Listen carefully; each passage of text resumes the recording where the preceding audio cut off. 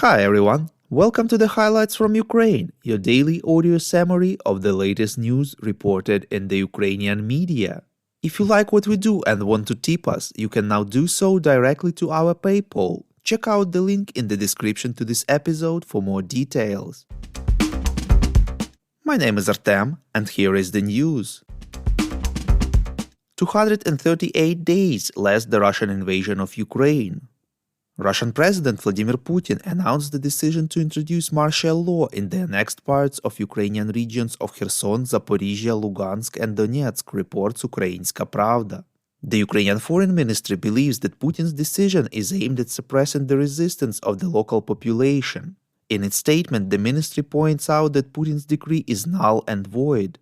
It has no legal effect in Ukraine and its citizens, as well as for the international community. The ministry called on the West to provide Ukraine with modern systems of air and anti-missile defense as soon as possible. According to the CNN sources in the Biden's administration, they consider Putin's decision to be a desperate tactic aimed at establishing control, reports European Pravda. The official stressed Putin's latest statement does not change the fact that Russia has no legitimate claim to sovereign Ukrainian territory. In his evening video address, President of Ukraine Volodymyr Zelensky said that Russia's decision to introduce the so-called martial law in the occupied territories of Ukraine is a manifestation of Chekist panic. He said that the closer Russia's defeat is, the bigger the panic will be. The president reminded that Russia avoided even the word war for 6 months and punished its own people with criminal cases for using it.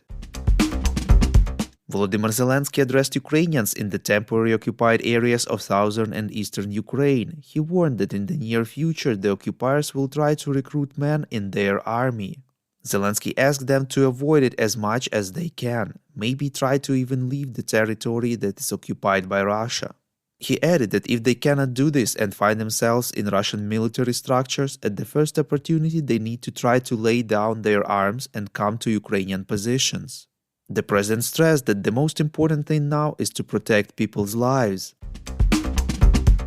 Yesterday, Russia continued its drone and missile attacks against Ukrainian cities, targeting energy infrastructure.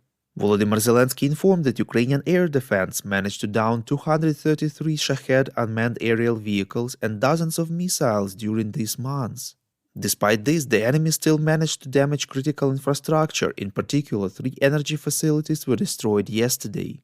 The president stressed that the resumption of the normal work of the energy system of Ukraine will take some time. He stressed that it is necessary to be especially conscious of electricity consumption from 7 a.m. on Thursday, which will help to make blackouts shorter. He said that the authorities assume that Russian terror will be directed at energy facilities until, with the help of partners, Ukraine ensures the ability to shoot down 100% of enemy missiles and drones. Ukrainian electricity system operator Ukrenergo warned consumers about the blackouts planned for Thursday, reports Дзerkalo Tizhnya.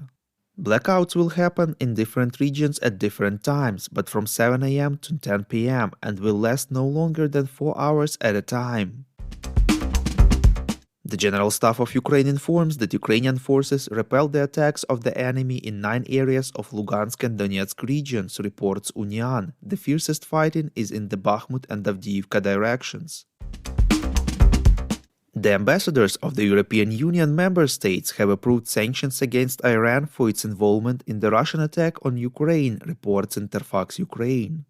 According to the media sources, sanctions had been approved against 3 high-level military officials and drone manufacturing company Shahed Aviation Industries. In response to the recent Ukraine's request to supply weapons, in particular air defense systems, Israeli Defense Minister Benny Gantz said that it won't happen, but Israel could supply an early warning system to warn of incoming strikes. The minister stressed that Israel has a policy of supporting Ukraine via humanitarian aid and the delivery of life-saving defensive equipment. The brave people of Ukraine and President Volodymyr Zelensky have been awarded with the European Parliament's Sakharov Prize for Freedom of Thoughts, reports Interfax Ukraine. European Parliament President Roberta Metsola said, quote, "This award is for those Ukrainians fighting on the ground, for those who have been forced to flee, for those who have lost their relatives and friends, for all those who stand up and fight for what they believe in. I know that the brave people of Ukraine will not give up, and neither will we. unquote. Volodymyr Zelensky thanked the EU for this honor. He pointed out that it is really important that all Ukrainian men and women, millions of who so bravely defend freedom, were recognized in Europe this year. We would really appreciate if you could support us on our Patreon. Even $5 a month will help us to continue our work and present to you the latest news from Ukraine.